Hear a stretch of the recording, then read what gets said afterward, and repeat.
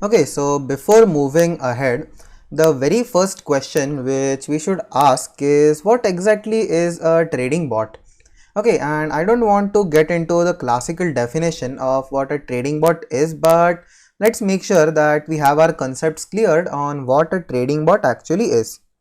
Okay, so first of all, bot is the short form of robot. Okay, so what exactly is a trading robot? So it is basically a robot which can create or initiate trades for you based on some mathematical calculations. Okay, so now there are some characteristics for what a trading bot actually is and what it should do. Okay, so the first one is automation, and a trading bot should be completely automatic, which means that it should perform all of the tasks according to a prescribed script. Okay, so then a trading bot should have a lot of decisive freedom, and this is very important because a very important characteristic of a trading bot is that it is free from human bias, which means that it has no effect of greed or fear and all of these characteristics where a human might react differently, but a trading bot should always react or place orders based on what calculations it has done. Okay, and these calculations can further be enhanced by providing some rules to it.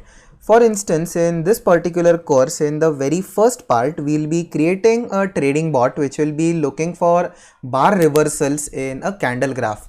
Okay, so this essentially means that we want to establish the trends which are present in a particular graph, and then based on that trends we want to predict whether the market will now go towards a lower value or towards a higher value, which means that we'll have a bear phase or a bullish phase. Okay, and once we have predicted the movement of the market, then we can place a buy order or a sell order. So for instance, if a market is going to go up in the next few days, we can place a buy order right now, and when the price increases we can then sell our products. Okay, so basically decisive freedom in trading bot can be of two types. The first one is like I just mentioned right now, where we provide some initial set of rules. For instance, right now we will be looking at the bar reversal technique in a candle graph, and then we will be creating a very basic trading bot. And then in the second part of this course, we will be creating a trading bot which will be using neural networks. And whenever we are dealing with neural networks or machine learning, we do not provide any instructions at the very start. Okay, so we never tell the algorithm to place a particular trade when the value of this particular commodity is this much. So no such rules are already provided to the machine. Instead, it just looks at the trade in the past couple of months. It looks at the chart, the price graph of the particular commodity for the past few months, and then it makes a prediction based on what we'll be evaluating its performance, and then based on what its performance actually is, it undergoes a learning process. So that is the part of machine learning. So that is when you have an algorithm which makes an educated guess, and then based on that particular guess it is then evaluated and then it is trained to make a better guess.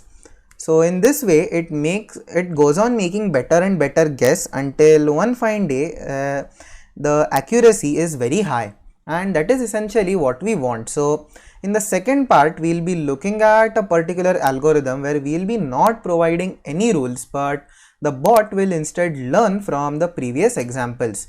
Okay, so the next part of a trading bot, which is very important, is the characteristics of it having market connections. So this means that it should be connected to the particular trading environment or the market which we want to work with. Okay, so this may be a stock exchange, or this may be a commodity exchange, or this may be a cryptocurrency exchange. Then any one of these exchanges should be connected to the trading bot so that this particular trading bot can initiate buy or sell orders on that particular exchange.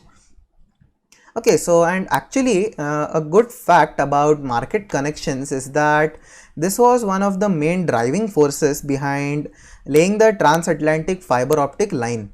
So that particular line was laid out, and then there were a lot of different companies which were racing to create better and faster connections between United States and Europe.